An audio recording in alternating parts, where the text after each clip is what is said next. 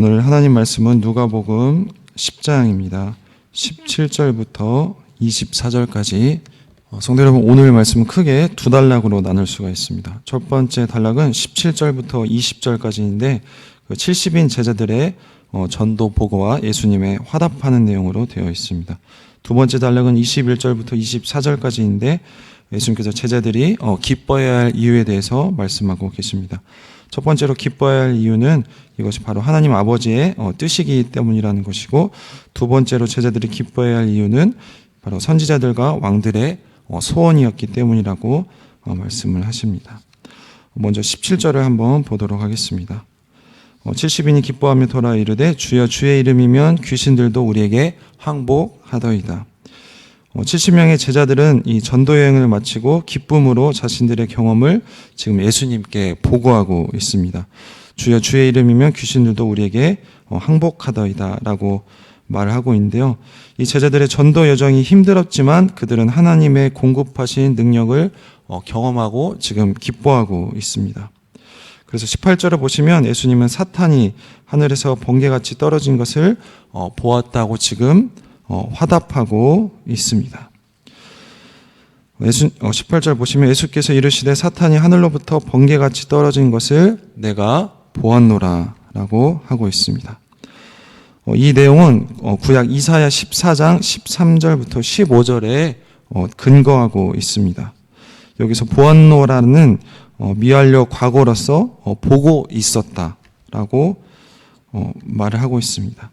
이 70명의 제자들이 전도 활동을 하는 기간에 이 사탄이 추락을 하는 장면을 생생히 지금 보고 계셨다고 시각화를 하고 있습니다. 이 제자들은 사탄이 떨어진 것을 인지하지 못했지만 예수님은 그들의 선교가 그리고 그들의 전도가 이 사단과의 싸움이었다고 해석을 하고 있습니다. 누가복음 1장 68절과 이 79절에서 이 사가랴는 구원을 이 원수들의 손에서 해방되는 것으로 말을 했습니다. 이 당시 유대인들의 시각에서 보면 이 원수를 로마로 생각하기가 쉽습니다. 그러나 제자들의 원수는 로마가 아니라 그런 악의 체제를 이용하는 바로 사탄인 것입니다.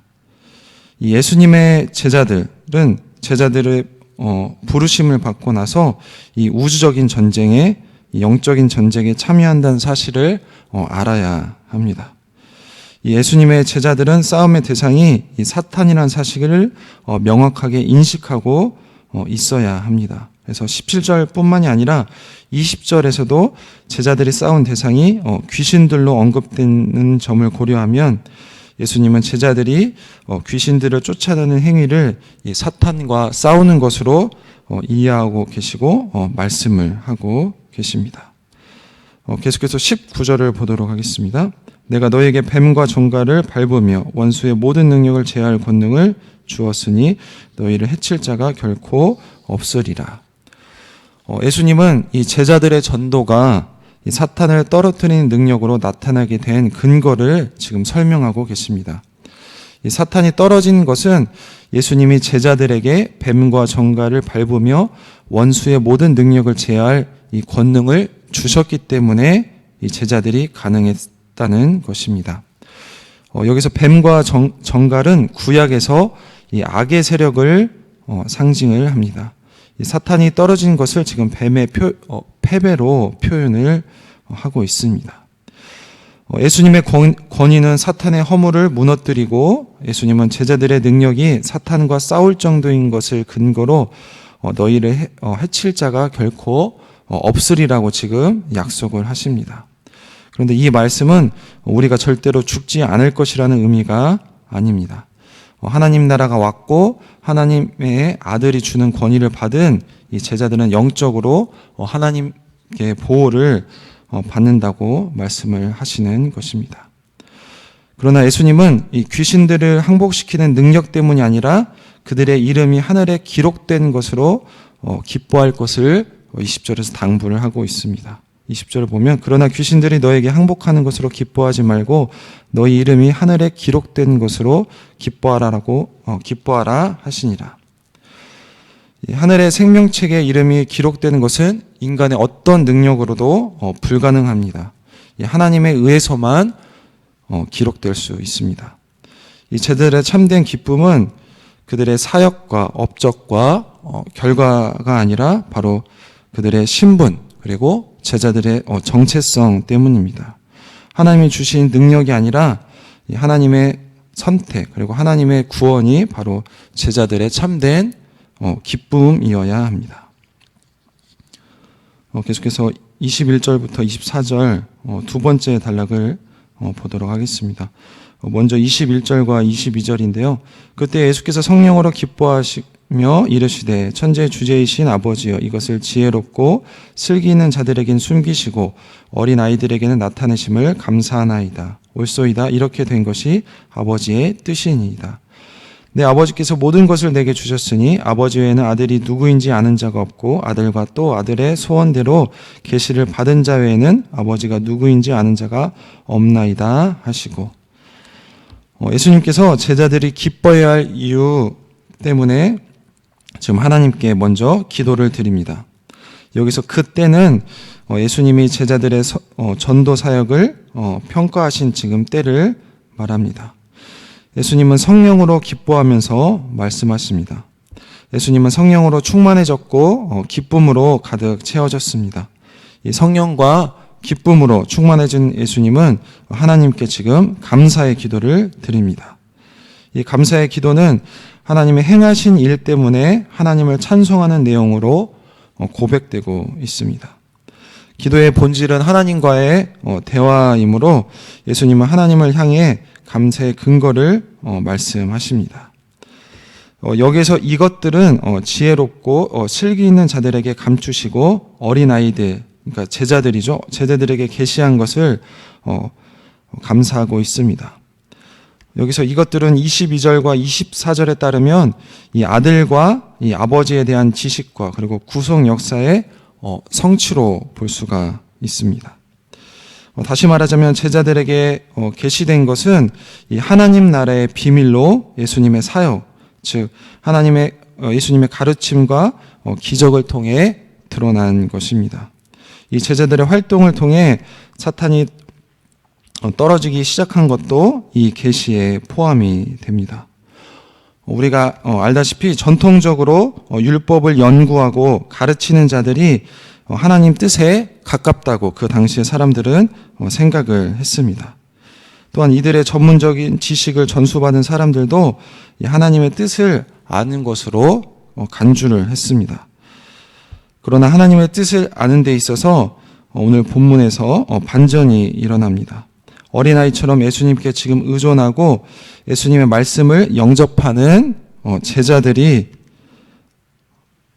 복이 있다고 예수님께서 말씀하십니다. 예수님의 말씀을 받아들인 자들이 세상에서는 어리석어 보일지 모르지만 바로 계시를 깨달은 복된 사람이라는 것입니다.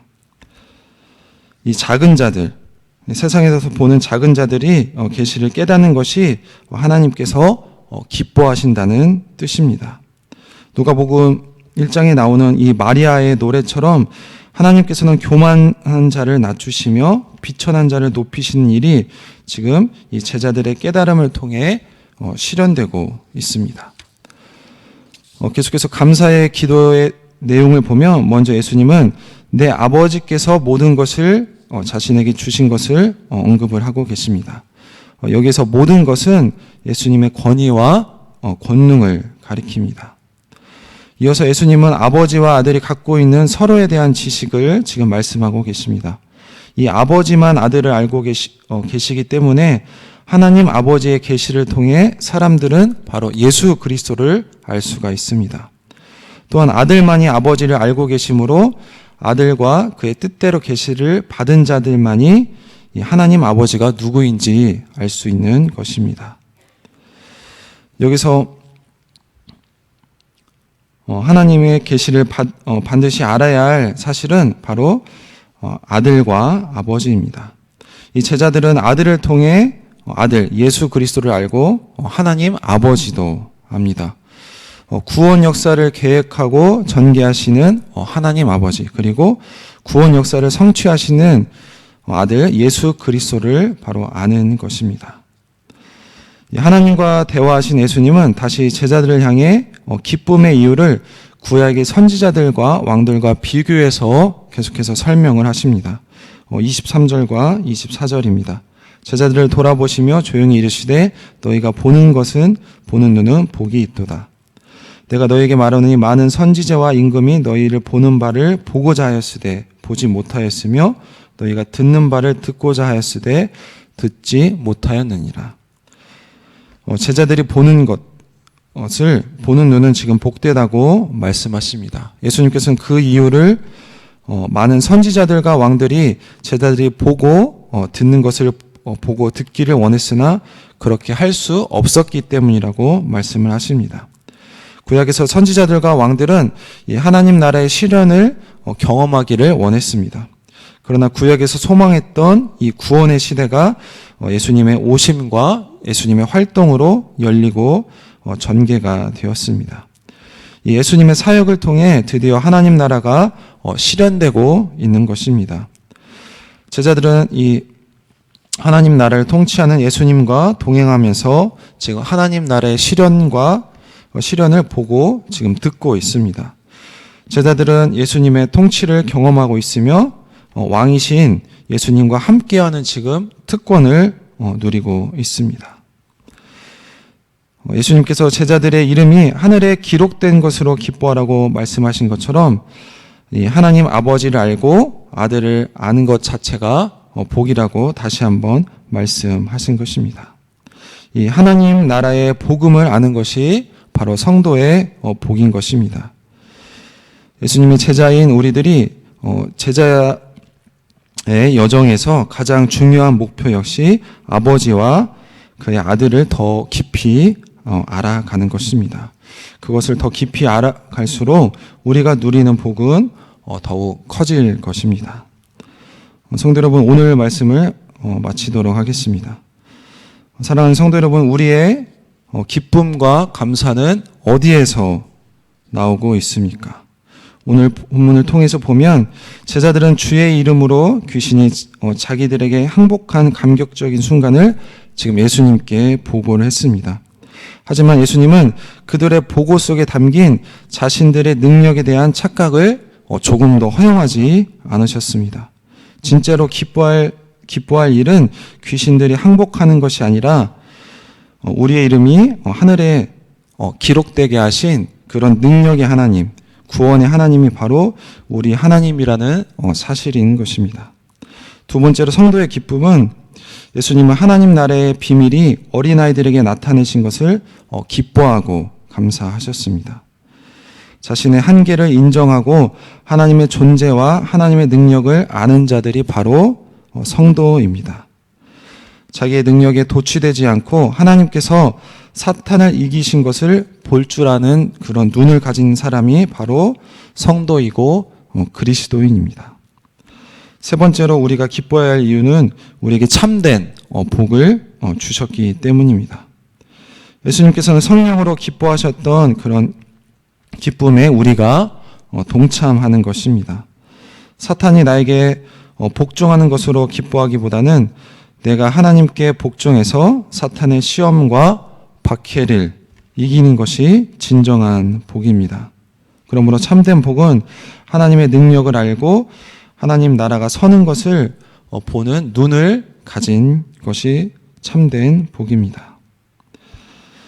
그리스도인의 기쁨은 하나님 나라가 하나님 뜻대로 이루어진 것을 바로 볼 때입니다. 그리고 나의 욕망이 이루어지는 것보다 하나님의 열심이 이루어지는 것을 바로 볼 때입니다. 그리고 내가 하나님 나라에 참여하고 그리고 하나님과 상관이 있는 자로 바로 살아갈 때입니다. 이것이 오늘 본문에서 예수님의 기쁨이었고 또한 우리의 기쁨이 되길 소망합니다. 기도하도록 하겠습니다. 하나님 감사합니다. 오늘 말씀 통하여서 그리스도인의 기쁨에 대해서 알려주시니 감사합니다. 오늘 제자들은 귀신을 쫓아내는 것에 기뻐했지만 예수님께서는 그 보고 속에 담긴 자신의 능력에 대한 착각을 조금도 허용하지 않았습니다. 하나님, 우리도 우리의 능력과 사역의 어떤 결과에 기뻐할 것이 아니라 우리가 진정으로 기뻐해야 될 것은 우리의 이름이 하늘에 기록된 것을 기뻐하는 우리 성도님들이 다 될 수 있도록 도와주시옵소서. 하나님, 우리 두 번째로 우리가 기뻐해야 될 것은 하나님께서 하나님 나라의 비밀을 우리에게 알려주신 것입니다. 자기 능력에 도취되지 않고 하나님께서 사탄을 이기는 것을 볼 줄 아는 눈을 가진 것이 복이라고 했습니다. 우리도 모든 것을 하나님의 시각으로, 하나님의 눈으로 볼 수 있는 우리 성도님들이 다 될 수 있도록 도와주시옵소서. 하나님, 세 번째로 그리스도의 기쁨은 하나님의 나라가 하나님 뜻대로 이루어지는 것을 볼 때입니다. 나의 욕망이 이루어지는 것보다 하나님의 열심이, 하나님의 구원이, 하나님의 뜻이 이루어지는 것을 볼 줄 아는 우리 성도님들이 다 될 수 있도록 도와주시옵소서. 감사드리며 예수님의 이름으로 기도합니다. 아멘.